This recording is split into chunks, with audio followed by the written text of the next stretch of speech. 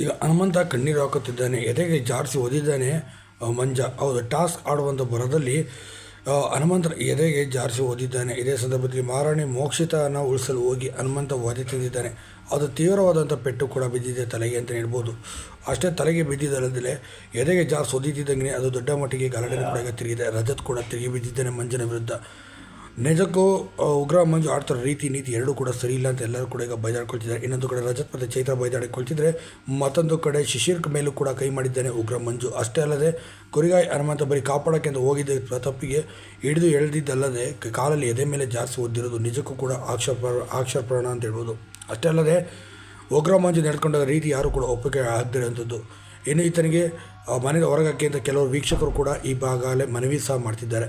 ಇನ್ನೊಂದು ಕಡೆ ಕುರಿಗಾಯಿ ಹನುಮಂತ ಮಾತ್ರ ತುಂಬಾ ಬೇಸರದಲ್ಲಿ ಕನ್ಸೆಷನ್ ರೂಮಲ್ಲಿ ಕಣ್ಣೀರು ಹಾಕ್ತಾ ಕೂತಿದ್ದಾನೆ. ತುಂಬ ಎದೆ ನೋವ್ತಾ ಇದೆ ನನಗೆ ಅಂತ ಹೇಳಿ ಕಣ್ಣೀರು ಕೂಡ ಹಾಕುತ್ತಿದ್ದಾನೆ. ಇನ್ನು ಉಗ್ರ ಮಂಜು ನಡೆದುಕೊಂಡಂಥ ರೀತಿಯಲ್ಲಿ ಸಾಕಷ್ಟು ಜನಕ್ಕೀಗ ಅಸಮಾಧಾನ ಕೂಡ ವ್ಯಕ್ತವಾಗಿದೆ.